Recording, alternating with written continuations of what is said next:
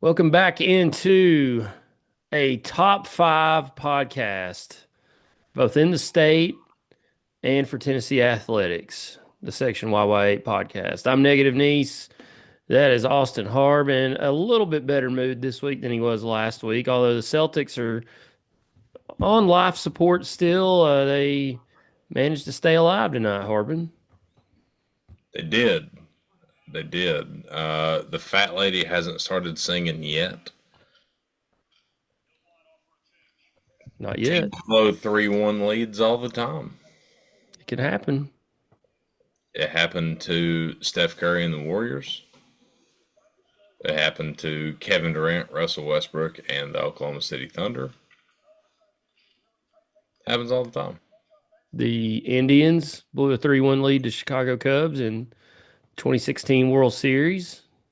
They did. One I hold near and dear to my heart.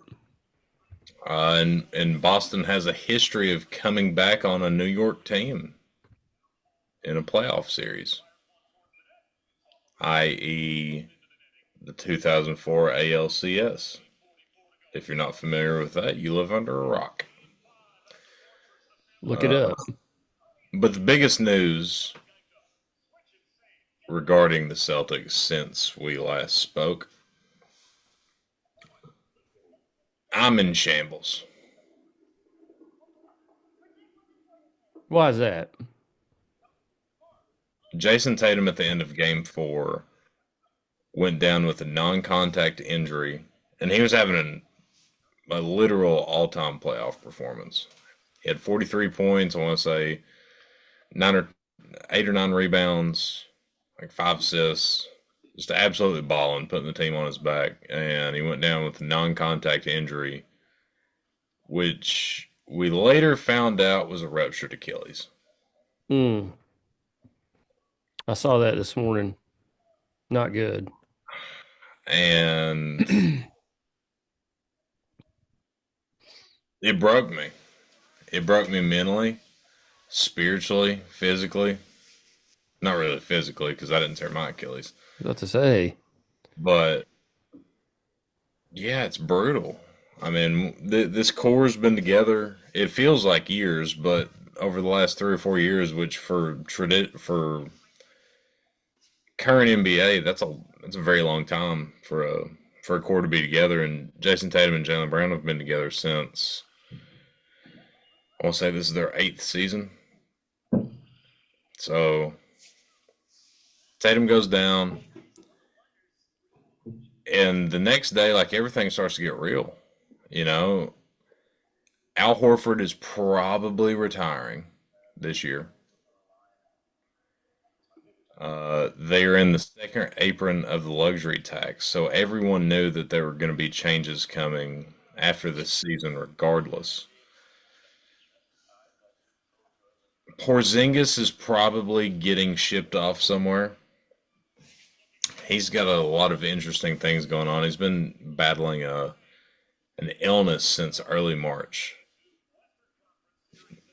which this is May 14th when we're recording. So it's been over 2 months. He'll play for a week and be totally fine. And then he'll have a week where he either doesn't play or he plays bad. There's a huge rumor going around that I don't want to say out loud,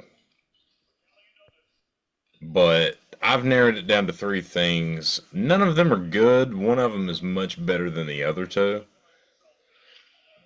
And the only reason I think it's one of these three things is because the Celtics have not disclosed what's going on. Like at first I thought it was mono. Yeah. Well, hell, if he's got mono, they would have said it by now. I think it's much more severe and serious than that. Hopefully, it's not career or life threatening. But it's weird. It's totally weird. If you want more information on that, get on X, the Everything app, or maybe Reddit. Uh, but I'm not gonna say anything because I don't know what's going on. But anyway, he's probably gone after this year. And then you've got Jaylen Brown making $317 million. You have Drew Holiday bringing in a boatload of cash. Derek White got paid deservingly. I think Monday night may have been the last time we see this Celtics team as what it is play together. And it just goes to show no matter how good things are looking in sports, it can flip on a dime in a literal split second. Now, I'm not saying I'm not, hell, we were down 8, I believe, with 3 minutes left when we went down. I'm not saying we win that game if he doesn't rupture his Achilles. But I'm really not even talking about the series right now. I'm talking about the future because 90% he is not going to play next year. If everything goes perfectly, he may be back right after the All Star break. And that's if everything goes perfectly and he kills rehab. Yeah, it's a lot, man. It's a lot. Um, I love this team. I really do. But it just, I mean, we've kind of taken Jason Tatum's health for granted. I mean, he's been banged up before, missed a game or two. Never had a significant injury. Never caused off court issues. He's just one of those quiet superstars that people just love to make fun of because he tries too hard to be his favorite player, which is fine, you know, like whatever. But he's quietly a top 5 to 6 player in the NBA. I hate it for him. I really do. I think he's more than likely a good dude, and he happens to be the best player on my favorite team. So it blows. But Game 5 just concluded about 15 minutes ago, and they played like a defending champion that did not want their season to end tonight. They ended up winning. I forgot what the final score was. I want to say they won by 22. They look phenomenal. Jalen Brown played like he deserves $317 million. Luke Cornett, Vanderbilt legend, which is kind of funny, looked like mayonnaise Akeem Olajuwon out there tonight. Had 10 points, 9 rebounds, and 7 blocks, and didn't miss a shot from the field. Just played absolutely beautifully. We actually attacked the rim and got there, and we actually made threes. And you win by 22. We've led by at least 14 in every single game this series, and somehow you're still down 3-2. Series is not over. Even with Jason Tatum out, this team is still good enough to do it. I'm not saying they do, but they are still more than capable of getting the job done. And they're not going to go outside. You saw that tonight. They're not going to go outside. They're going to go out like a defending champion. They're going to go down on their sword.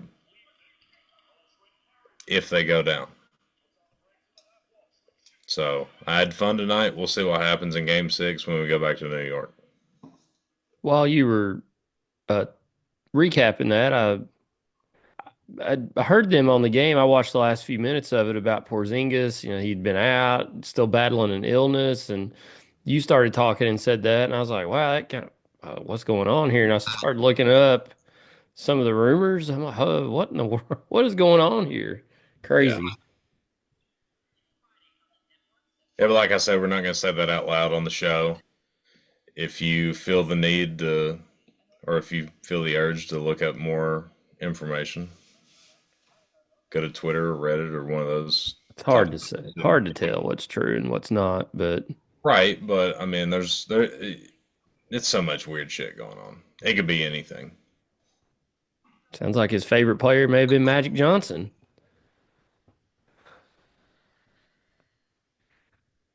But anyways, so that's an update on Harb's Celtics, and we'll see if they can stay alive over the next few days.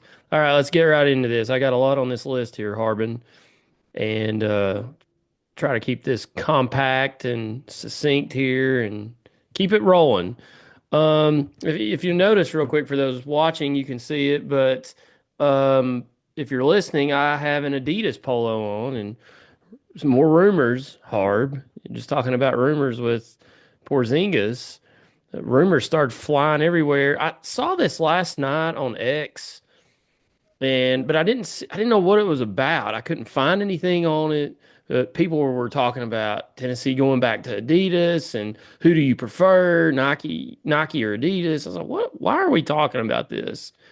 Well, then later this afternoon, here on Wednesday, a story came out from Fan Run Radio, and it basically said Tennessee has been approached by Adidas with a large sum of money offering to give it to the University of Tennessee to switch back to Nike when our contract runs out. And I believe it said the contract expires in June of 26. And if you go on to read the article, it's on X, Twitter. You can find it. Fan Run Radio, I believe, has posted it. But um, basically said Nike pretty much was giving Tennessee like crumbs there for a while.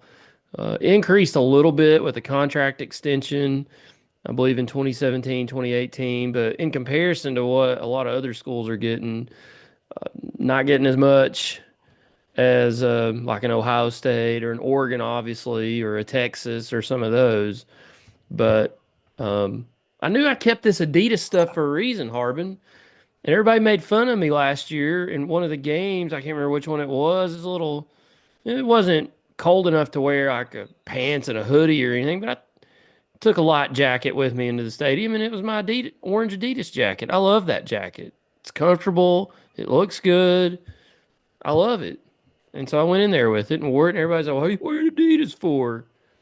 It's like, "Cause it keeps me warm, and I like the jacket." So I don't care. It's got a Power T on it. Who cares what logo's on it? But honestly, I don't. To be, no joke. All joking aside, I honestly don't care who we go with as long as they put the right orange and white out there on the field and they don't do stupid stuff.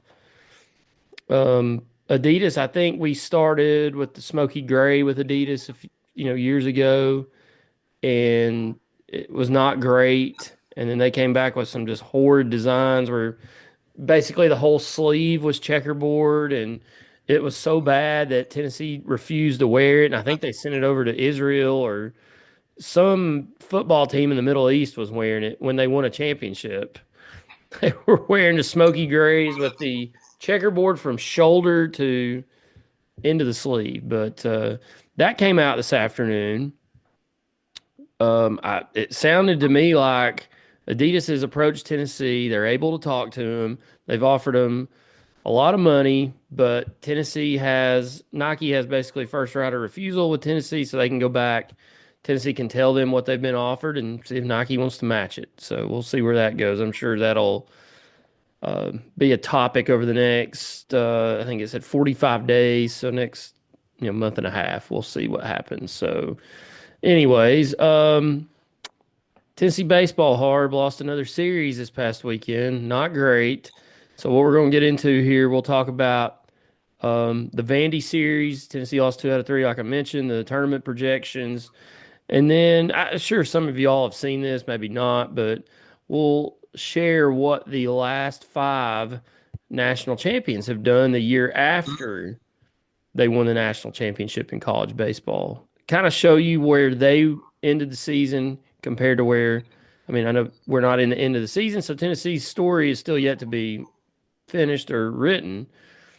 The rest is still unwritten, Harbin. And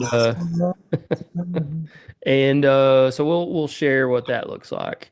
Tennessee lost to Vandy this past weekend, 2 out of 3. They won on Friday night behind a outstanding Liam Doyle / Hunter Inslee effort at Lindsey Nelson Stadium. And then Saturday, just couldn't do anything right again. Just the wheels fell off. I traveled over to South Carolina to celebrate Melody's dad's 80th birthday party with him.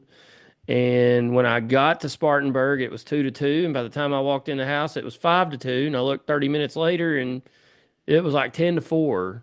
It just like the wheels completely fell off when I turned the radio off. But lost that game. And then on Sunday, had so many chances to win that game, take advantage of opportunities that they quite frankly put themselves in. I thought Tennessee, and I think I don't know who I text this to, but it seems to me like they just keep putting themselves in these fantastic positions to succeed, and they're finding ways to screw it up, whether that's an error or whether that's making bad pitching mistakes on 0-2 counts, whether that's getting a runner on second with nobody out and he doesn't even leave, he doesn't ever move from that bag. They just cannot put it together right now. And I'm afraid without Liam Doyle on the mound on Friday nights, it could be worse, but thank God we have him. So it's not been a great stretch for Tennessee. We talked about it last time we recorded last week. We felt like they needed to win 2 out of 3 this weekend or this past weekend against Vandy and maybe 2 out of 3 against Arkansas. But at the least, if they won 2 out of 3 against Vandy, they could win 1 out of 3 against Arkansas and still probably be okay. Well, they didn't win 2 out of 3 against Vandy. They lost 2 out of 3. So now they're in a situation hard where they've more than likely probably got to go to Arkansas and take 2 out of 3. And we'll get to the projections in a minute because they weren't as dire as I thought they were, but we'll share that in a moment. But your thoughts on the loss this past weekend, I mean, or the series loss? I'm sorry, they won on Friday. it was kind of the same thing that we've seen over the last pretty much 2 months. Um, I believe you said this the last episode we recorded, or maybe 2 episodes ago. You said we kind of have the script for Tennessee baseball right now and how their series goes. The first one is Liam Doyle absolutely wills us to win on Friday. Gives up 0 or 1 run, maybe 2, whatever. He throws a gem. We do enough on offense. We win on Friday. Saturday, we get our absolute brains beat in. We give up a lot. We can't get anything going at the plate. That's Saturday. Sunday, we have our chances. We have decent pitching, just enough to keep us in the game. And we leave 1,700 guys on base in scoring position. Yep. And that's the recipe for how this has gone. It feels like how it's gone for 2 months. That's exactly what happened in the Vanderbilt series.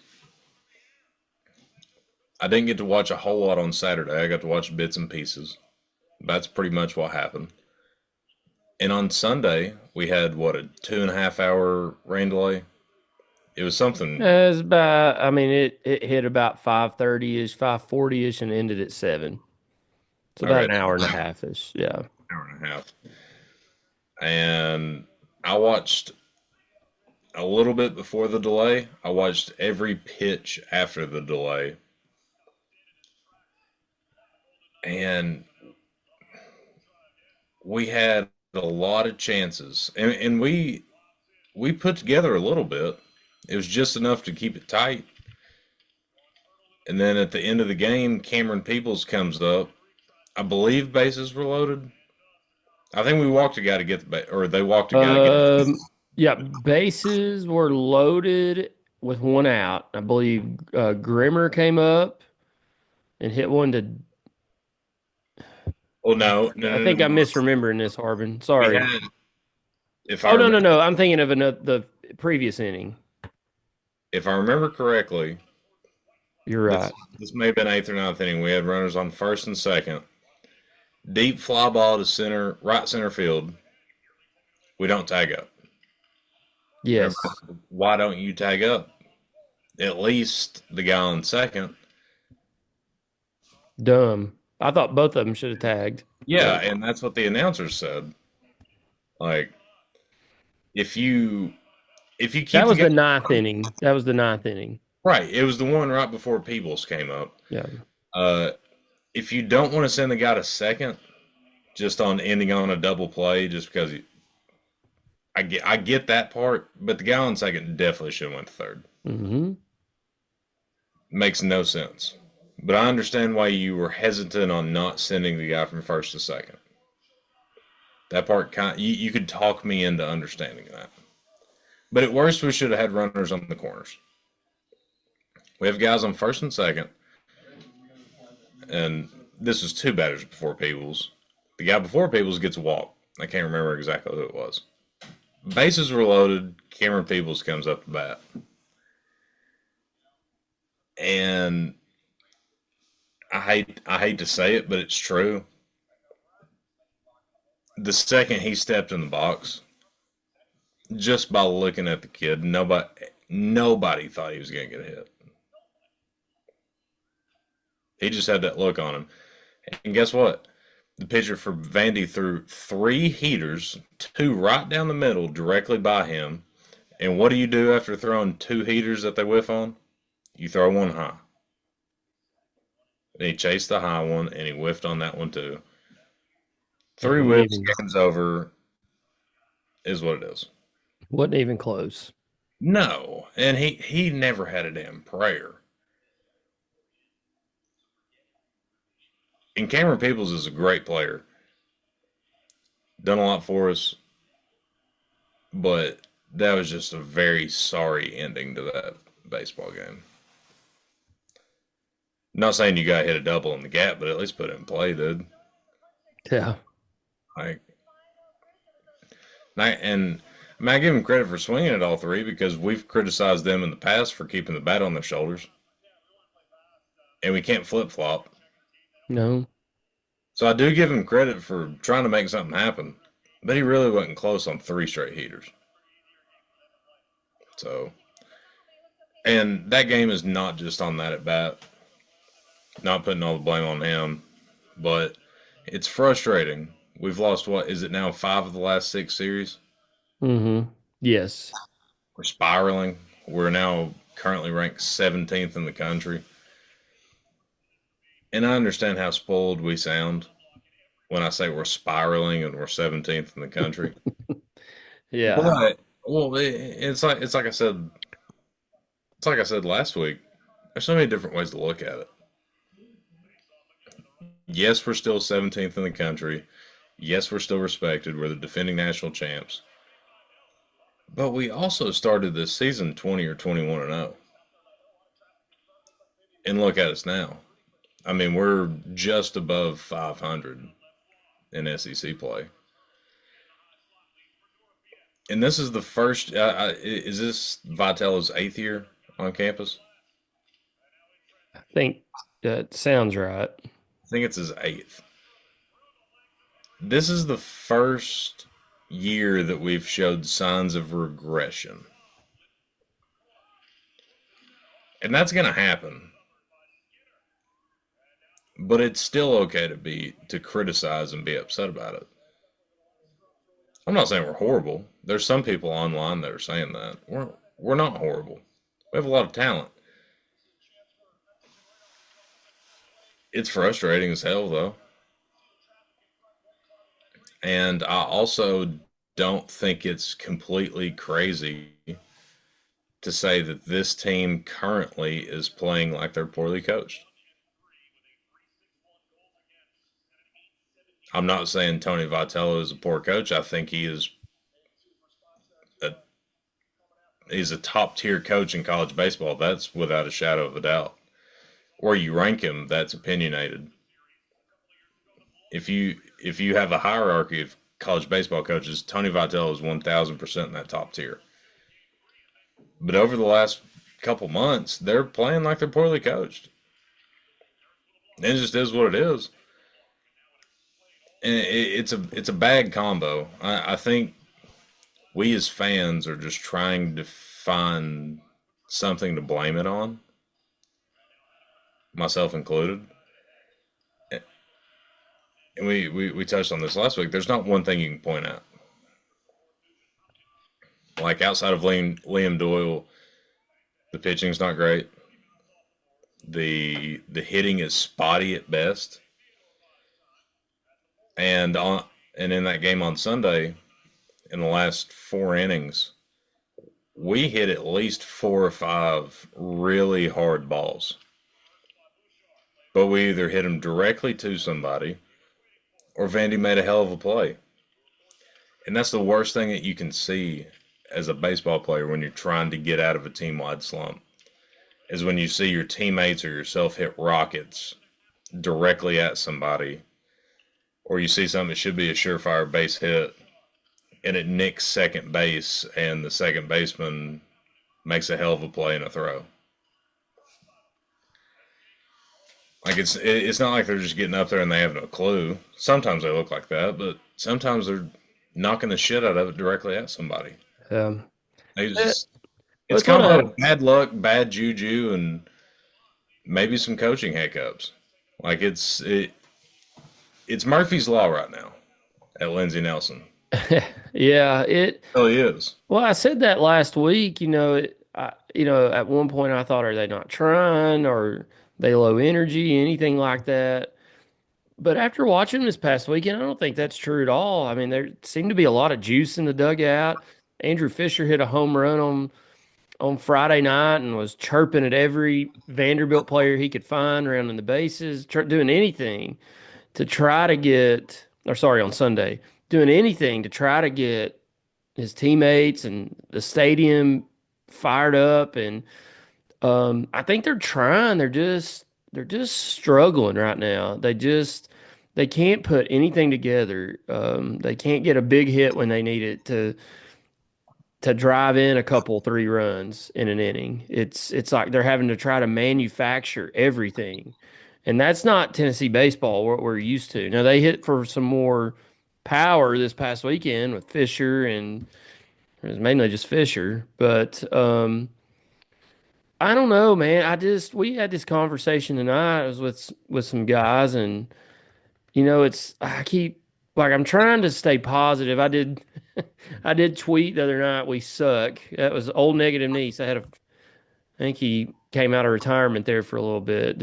I needed to just get it off my chest. Look, I don't think Tennessee sucks. I think they're a good baseball team with some flaws. They've got some flaws, which happens when you have to replace 8 or 9 or 10 guys, however many it was that left last year because they were drafted. And it's a challenge right now for these guys. They're trying. I think Tony Vitello is trying to do everything he can. He's changing lineups around. He's trying to move players around position wise.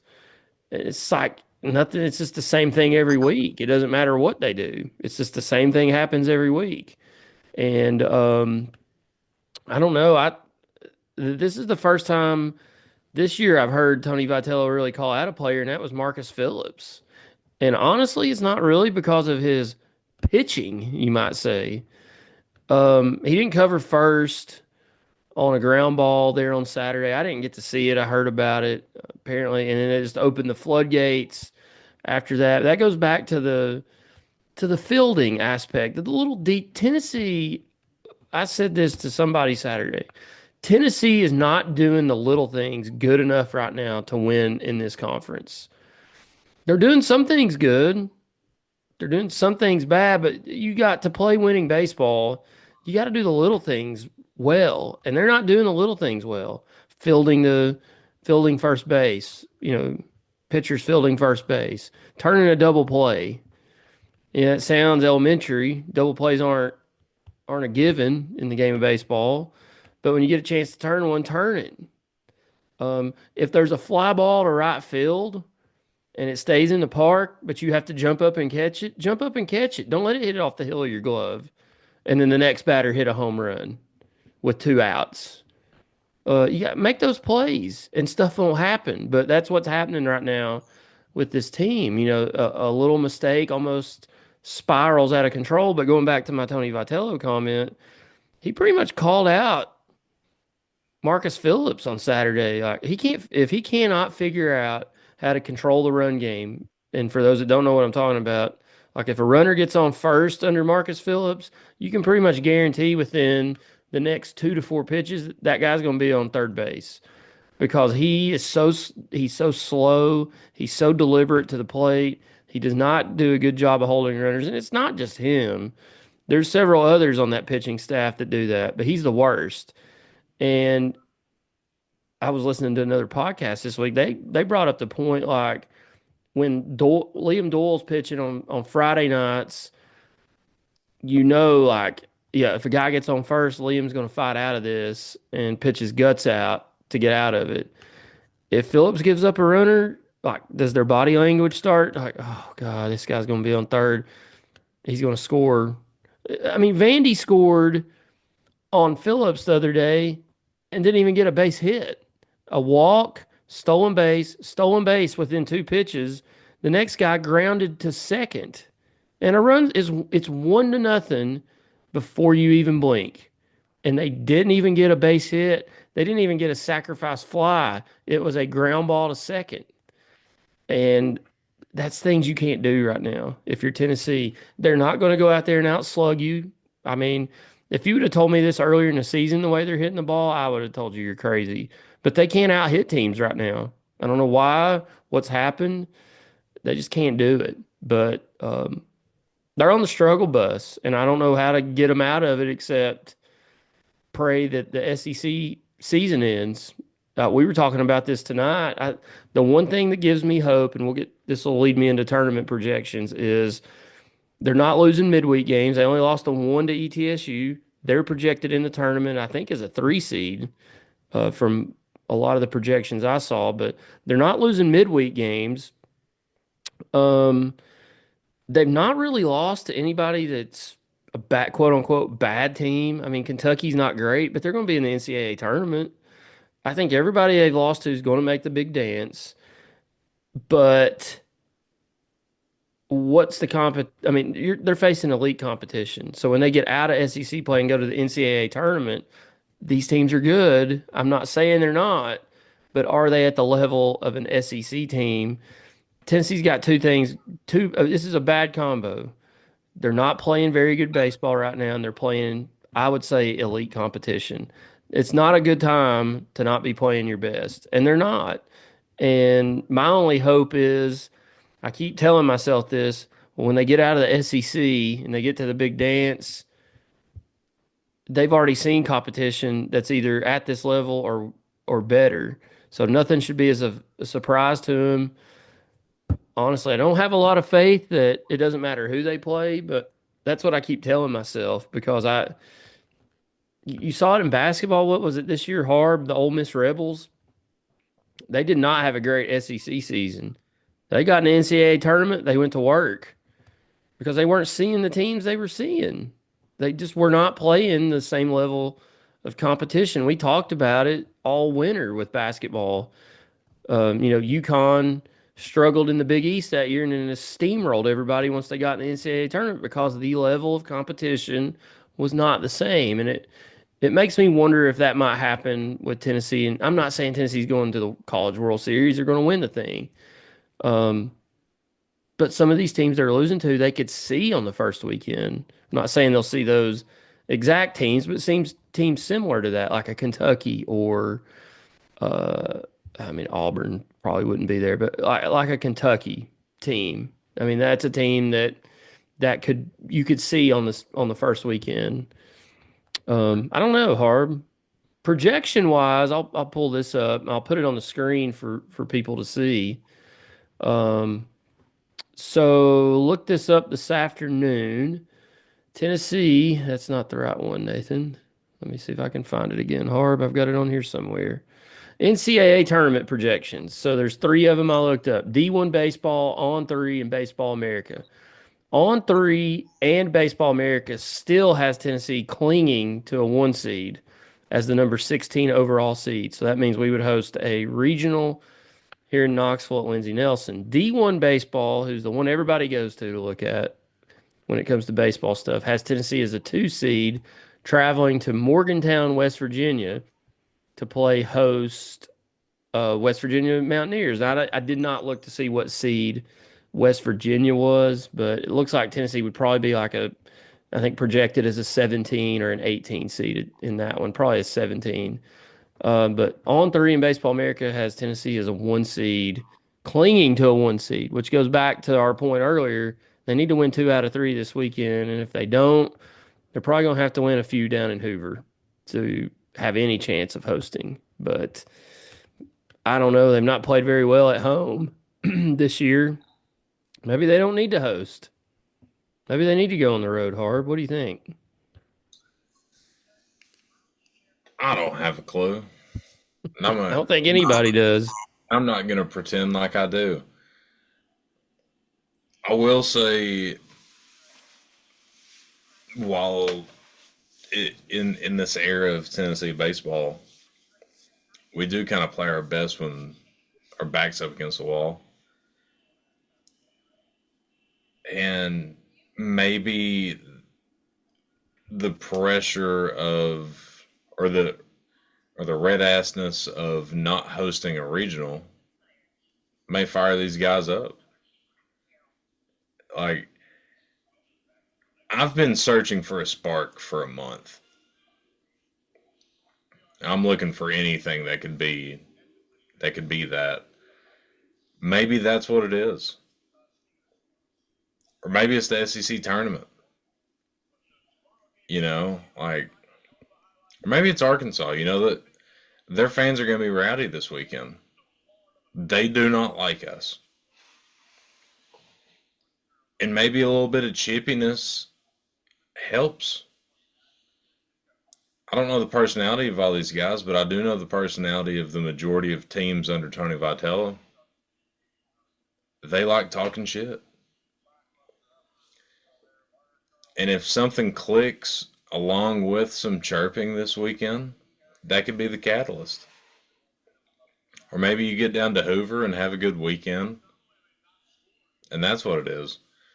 Or if we're following uh, the previous trend of events, we lose 2 out of 3 in Fayetteville, go to the SEC tournament, win the first game, lose the second game, and then you're going to West Virginia.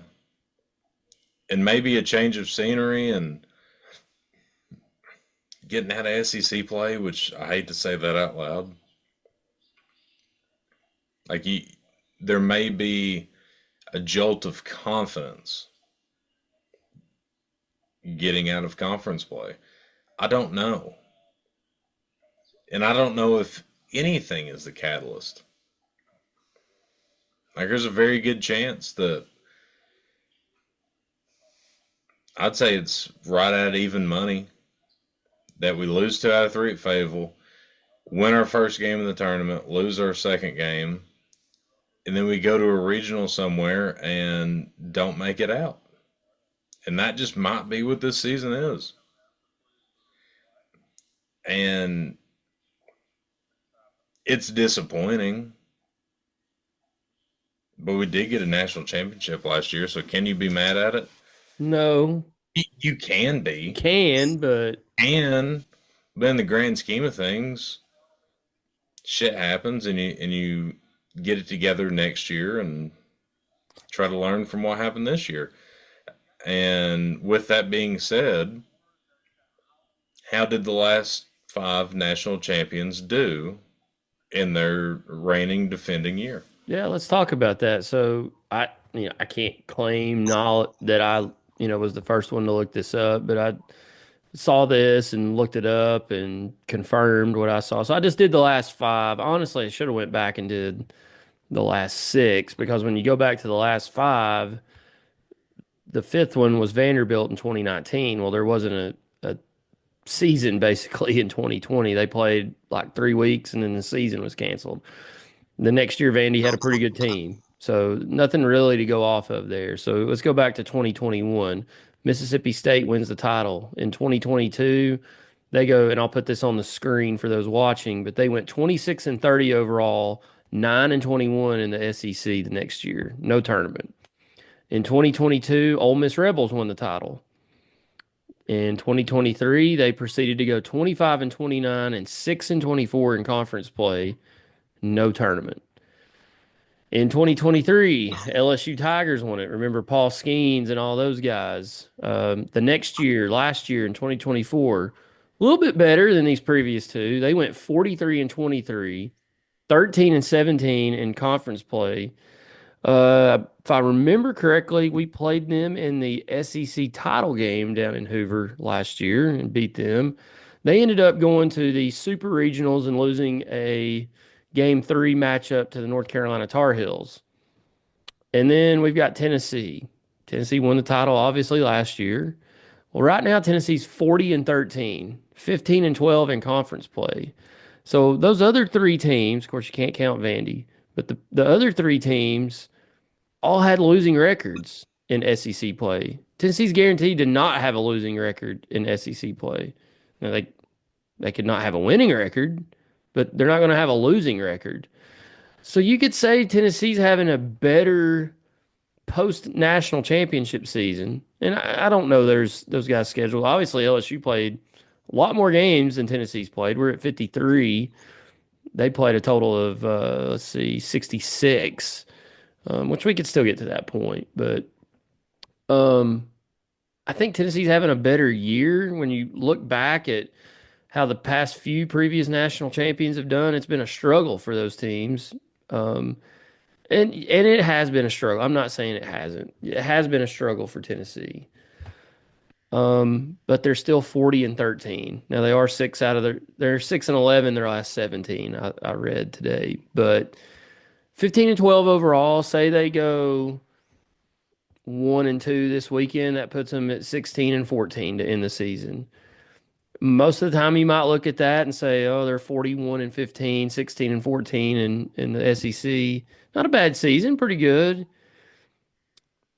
But when you dive deeper into it and you look at it like, golly, they've lost 6 out of their last 7 series to end the season, and they're it's not as it loses its luster really quickly. But I say overall on paper, Tennessee's having a much better post national championship campaign than these past three teams. Um, I mean, they're going to be in the NCAA tournament. They're going to be at least a 2 seed in the NCAA tournament, if not a 1. 2 or 3 of those teams didn't even make it to the NCAA tournament, and one of them was I think LSU was a 2 or a 3 seed. I think they were a 2 seed last year. I don't know, Harb. I mean, I guess you could read whatever you want to into that. I just thought it was intriguing that we're sitting there. We've won 40 out of our 53 games, um, 15 out of the 27 in the conference. We look a whole lot better record wise than some of these teams did last year. But how far does this team go over the next 3 weeks is still up in the air. If they're playing like they are right now, probably not very far. I mean, they could probably go down and win a game or two in Hoover, but they're not going to. They continue to play and pitch like they are right now, they're not going to win more than 2 games down there. Maybe not any more than 1. If they continue to play and pitch and hit like they are right now, they might win a game or two in the NCAA tournament, but it's going to be hard for them to get out of a regional because you've got 3 other teams there and you've got to win. Is it 3 games? But you might have to win 4 if you get in the losers bracket. So, um, I don't know what to make of this team right now. Like, I'm confused because, like I mentioned earlier, they keep putting themselves in positions to make things happen, and they just can't do it. And it's like everybody in the stadium is like, it was crazy on Friday night. Everybody was into the game. Even on Sunday, I took my mom to the game on Sunday, on Mother's Day, and you could feel like people around were just like, they were trying to will Tennessee players to do something. Like the fans aren't out there. I've heard no boos. I've heard no, I mean, you hear grumbling, but most of those people like, come on, Hunter, let's do it right here. Come on, Andrew, let's go. Come on, throw a strike right here. You got this, babe. Let's go. And the fans are trying to give them energy. The team's trying to give energy. They just cannot do it right now. For whatever reason, they just can't do it. Now, can they when they get in? I keep wanting to say, can they when they get into March? This isn't basketball. Uh, when they get into May, I guess. I don't know. I don't know if they can or not. They're so all over the place right now. We'll see. But They could go to Omaha or they could lose in the regionals right now, the way they're playing. It's just hard to tell. You know We'll what I think see. we need? Speaking of March, What's that? we need one big game where Bill Rafferty's on the call. Wonder who the Bill Rafferty of college baseball is. I have no idea, but They don't really have an old announcer, color commentator. They're all fairly younger guys. I feel like the igniter would be a huge double to take the lead in the eighth inning against Yes. whoever, and Bill Rafferty just yells onions. Yes, that's what this team is missing right now. Hard, we talked about it. Like runners on first and second. No, the other night against Belmont, the game's in hand. It's 9-4. Runners on first and second, and nobody out. What do you think they do? A weak dribbler to the pitcher, a 1-6-3 double play, and the next batter struck out. Runners on first and second, nobody out. The ball never left the pitcher's mound. And that's what they're doing in the SEC games right now. Runners on first and third, nobody out. They can't score a run. They can't advance the runner to second. It's like it's driving people crazy. And again, I said the other day out of anger that Tennessee sucked. They do not suck. And I don't want to hear any comparisons about me talking about Tennessee baseball and Tennessee basketball. For the person that is directed to, you know who you are. But because I apparently never say anything bad about Tennessee basketball, Harp. And apparently they sucked during the season, even though they won 30 games and went to the Elite Eight. Apparently they sucked. And then when I say Tennessee baseball sucks, I get ridiculed for it. So, but I did not mean they sucked. It was frustration boiling over. I apologize. I didn't mean to say Tennessee sucked, but they did suck in that game. And they've not played well. Let's just be honest. All jokes aside, they've not played well at all lately. And they're playing really good teams that are taking advantage of it. And it sucks too because it's against like Vandy and Kentucky, teams we don't like and don't respect and have a lot of ill will toward, and they beat us in our home stadium, no less. It sucks. Yeah, and then at the end of that Sunday game against Vandy, you know, I don't want to say benches clear because it was during handshakes, but Right. there was a gathering in the infield. Thought they were talking about where they were going to go eat after the game, Harb. They were Yeah, not. yeah, seeing where everybody was taking their mom on Mother's Day. Uh, I've got a slot problem with that. I do too. I've got a slot problem with that. You had 27 innings worth to express your frustration and hatred for Vanderbilt.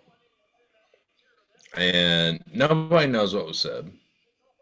So, Hunter Inslee reacted to something that was said or done. And I don't blame him. He hates Vandy. I hate Vandy. He's laying it out there and he knows what it takes to win. But it's a bad look with the level of play that we've put on the last uh, 7 series. For you to get beat at home by one of your biggest rivals, and you really don't put. I mean, the game was close. Don't get me wrong, but the fire wasn't necessarily there. But once the game's over and they're gloating on your home field because they took 2 out of 3 from you, then that's when you want to defend home turf. That bothers me. If you don't want to hear somebody talking shit, don't let them. And we've always been that team that does that. You know, we're used to sweeping Florida and Gainesville or sweeping Arkansas and Fayetteville and dancing on their graves, so to speak.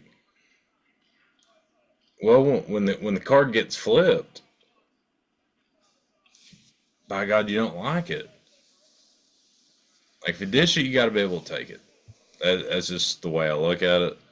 Vanderbilt had every right to talk their talk because they walked the walk. And I hate Vanderbilt as much as anybody, especially in baseball. But they earned the right to do what they did, and nobody even knows what they did. I'm gonna go out on a limb and say it wasn't a ton. They were fired up that they got a SEC victory on the road against a rival. Good for them. You earn the right to celebrate. But I don't know. The whole aesthetics of everything, which what was said could have been really bad. More than likely, it was probably just normal smack talk. And Yeah. Hensley and others were just mad because they lost yet another series. And they reacted. The easiest way to cure that is to win a damn series. Like, use that as fuel and go beat Arkansas. Because, like we said 15 minutes ago, that place is going to be rocking when we go there. Yeah. I mean, they got to go to Baum Field or Stadium, whatever it's called. Arkansas's 41-11 on the season, 18-9 overall, the 2 seed in the SEC tournament. Tennessee right now is sitting at the 7 seed in the SEC tournament. So if the tournament started right now, Tennessee would play Kentucky. I think is how that works. I'd have to look at the bracket and see. Maybe not. Could be Kentucky, but I haven't looked to see. I'm just looking at it, eyeballing it here. Poor Missouri, 3-24, but they did sweep Texas A&M this weekend. And South Carolina, good grief, five So and that so 22. wait, so they're 3-24, but they swept A&M. That was their Yes. only three conference wins on the year. Yes. And that was this past weekend. They swept the Aggies. Holy moly! And And South Carolina, good grief, 5-22. I mean, they are just a little over a decade removed from winning back-to-back national championships. And they are a bottom dweller in the SEC right now. I was in, as I mentioned earlier, I was in South Carolina this past weekend. There in the upstate in Spartanburg, and there was Georgia, Clemson, South Carolina people, and a lot of talk about Nico, which I'm not going to talk about this week. We'll save that for another time. A lot of talk about Nico, but I asked one of them, I was like, what has happened to South Carolina baseball? I mean, they were a national power every year, and now it's like they've totally checked out. Nobody goes to their games. They're awful. And they just kind of shook their shoulders when I asked them. They didn't know. I don't remember who it was I even asked. But Tennessee's walking into a tough one this weekend, Harb. They got to win. They need to win 2 out of 3. I'm not saying they have to because they're in the NCAA tournament. But if they want to host, get back here to Lindsey Nelson Stadium here in a couple weeks after the SEC tournament. They need to win 2 out of 3 this weekend in Arkansas. But that's a tough challenge. Arkansas is a beatable team, but you're walking into like I said last week, you're walking into a hornet's nest. So I believe we play tomorrow night, Thursday, Friday, Saturday this weekend. I think everybody plays Thursday, Friday, Saturday. So some just quick notes, pitching changes for this weekend. They're starting Marcus Phillips tomorrow night on Thursday and Liam Doyle on his normal Friday night. So a little bit of switch there. Believe Tegan Coons is going to pitch on Saturday afternoon. Would love to see them let Tegan throw a little bit longer. One podcast I said that he's still got the little floaties on his arms. They're afraid to let him throw very long for some reason. Thought he's pitched well the past couple weeks, and they yank him out in the third inning for some reason. So, why in the world would you take out a pitcher who's throwing really well, and who knows what you're going to get out of that bullpen? They have not been good. But, anyways, we'll be back next week to recap how Tennessee does in Fayetteville. I had some other things I wanted to talk about, Harb. I'm going to save those for another week with football because that could get a little long-winded. But I have an exclusive announcement, Harbin, about the golf trip, the Straw Plains Invitational. This is oh, just a small little nugget I wanted to put out there to people.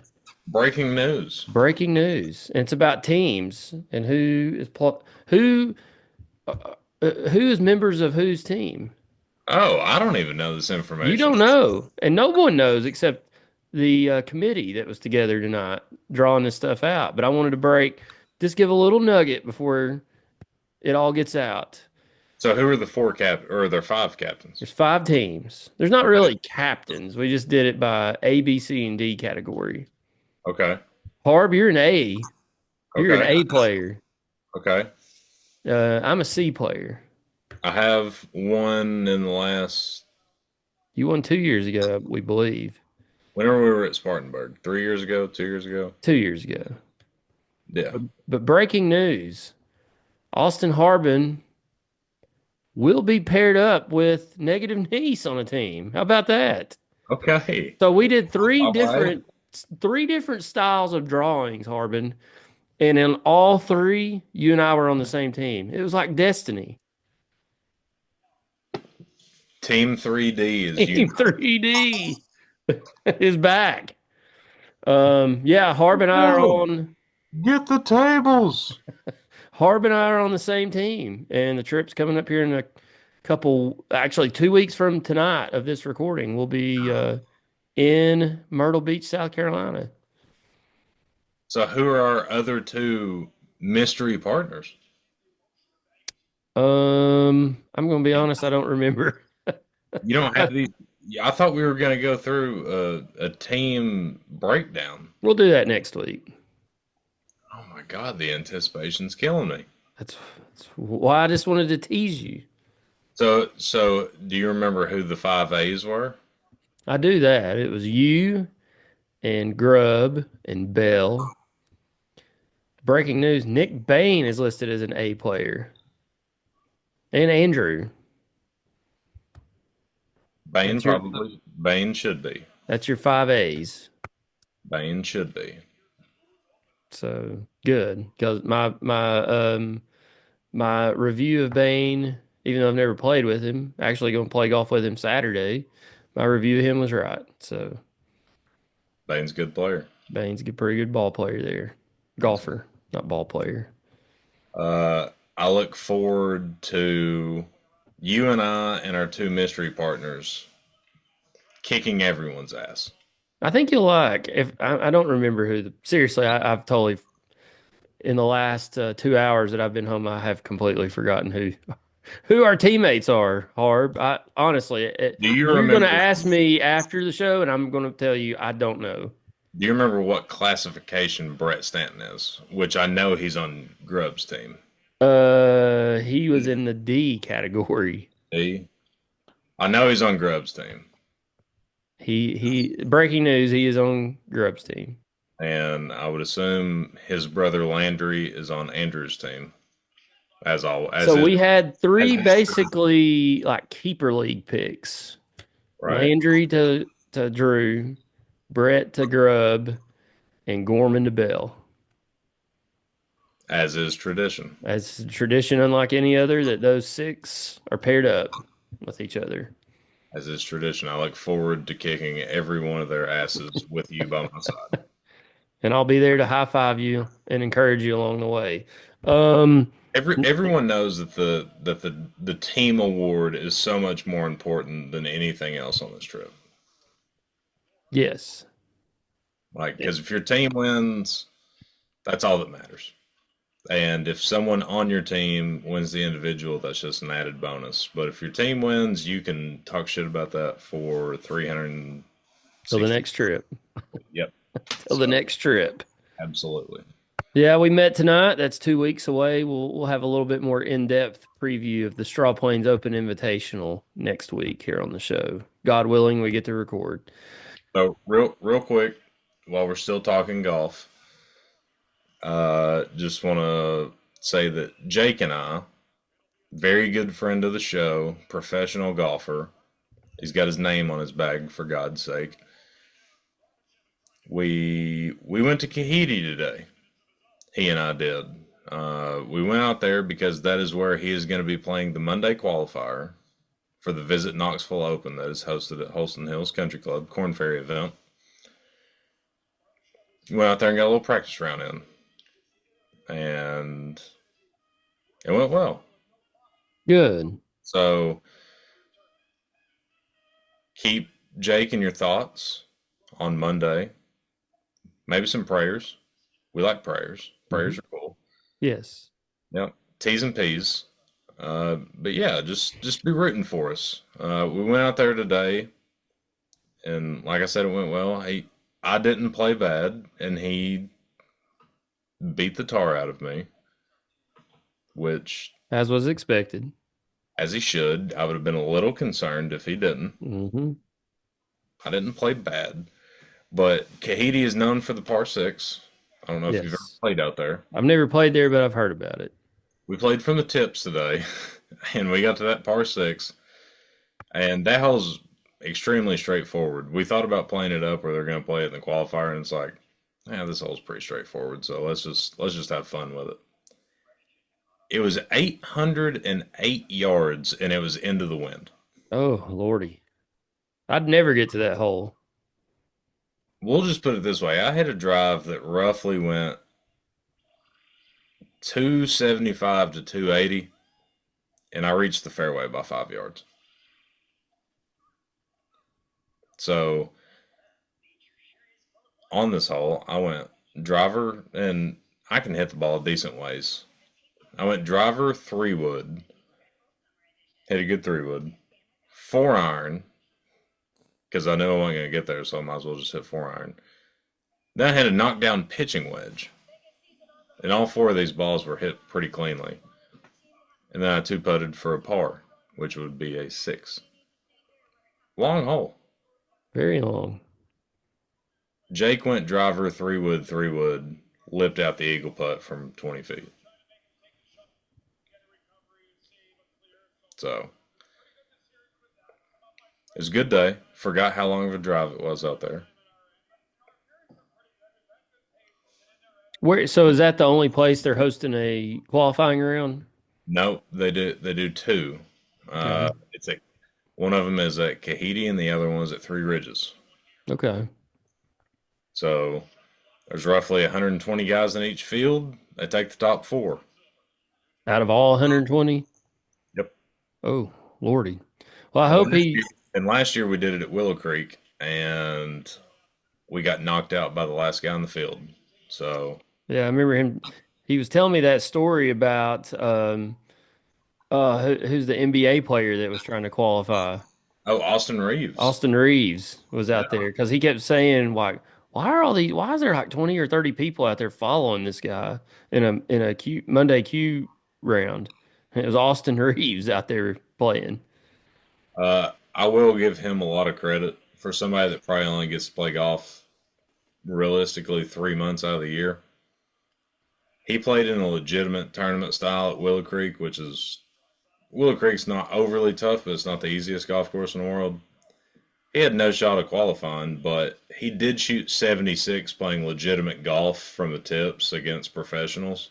It's He pretty didn't good. embarrass himself whatsoever, so I Pretty do give good. him a lot of credit for Have that. you ever seen the I think this is several years old, but it always pops up around major season. But the guy finished last in his fantasy football league, and his punishment was he has to go out and to one of the local qualifiers for the United States Open, and he's just all over the place. And I don't even know what golf course it was, what style of course. I mean, a lot of these courses that you qualify at the U.S. Open for aren't probably some of the best courses around the country, but um, yeah, this guy, I mean, he had doubles, triples, tens on some holes. I mean, he was just all over the What? place. But he had to attempt to go qualify for the U.S. Open as his fantasy football punishment. That's harsh. The U.S. Open's usually the toughest tournament. I mean, you look at the Oh, scores yeah. there, it's like 2 and 1 and 2 and 3 under par, like wins it. Well, and the funny thing about doing U.S. Open qualifying, you have to post a legitimate handicap number just for them to accept you. So they had to go through all the trouble, and that thing's like $60 a year to Yeah. The dude had to pay $60, put in some fake scores, enough to get accepted, and then go out there. And if you play horrendously, they blacklist you. Yeah. Which, I mean, obviously he's never going to try it again. No. But it is funny because not only did he have to do this in front of pros, he is now blacklisted by the USGA, which is just another level of embarrassment, which I find hilarious. It's always interesting too, not to linger here on this, but to go and read who some of these guys are that are trying to qualify for the US Open. It's actually kind of, I mean, Tony Romo's out there, but just some of the past PGA players that you may have forgotten about that are out there trying to qualify. And it's just interesting to keep up with. But PGA Championships this weekend in Quail Hollow. Um, Course is in very soft condition, a lot of rain in the Charlotte area, like Knoxville area. And should be an interesting tournament over there in Charlotte. I hope Jake does well and gets in the Knoxville Open. I might have tickets to one of the rounds, so would love to be able to follow him around and watch him play and maybe watch you carry the bag, Harb. Oh, if he's in, I'm carrying the bag. So I get to watch you not only carry his bag, but watch Jake play. I will, I have to give you all a sticker to wear one day. I will say this right now. If Jake makes it into the Knoxville Open, we will record an emergency podcast Monday night Good, good, and excellent. give details to everybody, what time. We If might even go live on YouTube. Oh yeah, I mean, we may make sure you're on. We may make sure you're home and on the computer, and I may just call in, just raw on the phone with Jake in the car. There we go. Just get some raw content. I Just what love you're it. thinking. Not trying to jinx anything, but he is more than capable of doing it, and we appreciate in advance all of the support that all of y'all will give to that young man. I talked to him. He and I went to the Bristol Food City 500 a few weeks ago. By the way, Jake, if you're listening, I still have your sunglasses you left in the truck. But he was like, "Niece, if I can just qualify and get to Holston, that's his home course. So if I can just qualify, I think I can get in there and make some noise." So Yeah, hope he absolutely. does. Just gotta get that break, man. Let's Just do gotta it, get that break. Jake. We're behind you, man. We're rooting for you and get there to Holston so we can come watch you play around. So anyways, Harb, I'm done. It's late. It's after 11 o'clock. Good grief. Almost past my bedtime on a Wednesday night, at least. Not on the weekend. Yeah. I will. Real, I'm gonna go in here and edit this podcast, get it put out for the people to listen. But I'm gonna go in here and watch the rest of this NBA game. I've been trying to watch the playoffs for you, Harb. It's been proud of hit you. or miss, but I have been watching. Proud of you. There's been some really good games. And Yeah. speaking of NBA, we're not going to do haters and losers, but I do have a lovers and winners. Oh, okay. And that would be our good friend of the show and loyal listener, Jeff Burton. What's Jeff been up to? Well, I don't know exactly what he's been up to, but last week I talked about the many haters and losers that ran all over me when the Celtics went down 2-0. The ones that came out of the woodworks, including Landry Stanton. I will not Yes. forget that, by the way, Landry. But after we started recording, Jeff texted me and he said, "Figured I'd blow up your phone after a Celtic win. Go Seas, on to the next one." There we go. That's my dog. Jeff coming through with some positive energy. Did Absolutely. anybody else text you after the Celtics won? Nope, everybody else was quiet as a church mouse. Unbelievable. You find out who your friends are. Tracy Lawrence was right. Find out. Unbelievable. So, Jeff Burton, thank you. You are this week's lover and winner. First ever. First annual lover and winner. Yeah, first annual. That might be a good thing to do with it. Like if we do an end of the year show, kind of recap Yeah. everything. He is the early favorite for lover and winner of the year. We'll see what Especially if the happens. Celtics come back from 3-1 and win this series. Yeah. We'll see. So, All right. I'm done. Thank you all for listening. Remember, you can, if you're watching us on YouTube, remember you can find us on uh, the audio version on Apple Podcast, Spotify Podcast. If you're listening, be sure to check us out on our YouTube channel. Like, subscribe, share, comment.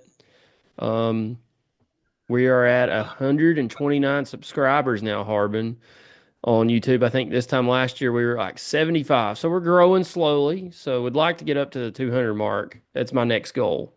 So, but anyways, only a few shows left in this season. Hopefully the Tennessee baseball team keeps extending the season out and we get to keep recording. But as soon as baseball's over, we'll probably take a little sabbatical, take some time off. Of course, we won't be recording in 2 weeks because we'll be on the Straw Plains Open Invitational trip. But hopefully be back next week. Hopefully with an emergency pod on Monday night. Hard. We'll see.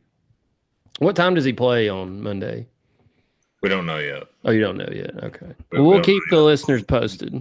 We got the assignments today when we were on our way home. So Gotcha. We'll keep everybody posted. Stay tuned to section YY8 social channels, Facebook and X and Instagram. We'll have updates there. But Harb, have a great rest of the week.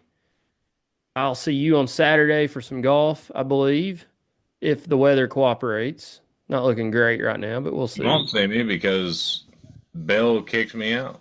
Oh, you're not playing now. No, I said I was in, and apparently there were 9 people said they were in. Bell Oh, made me shoot. I didn't not. know that. I swear I heard your name drop tonight, but maybe I misheard. Well, if anybody backs out, I'm playing, but Gotcha. no big deal. Well, never mind then. I won't So see you Saturday. I may see you, probably Well, not. you never know. Yeah. You never know. All right, guys. Appreciate it.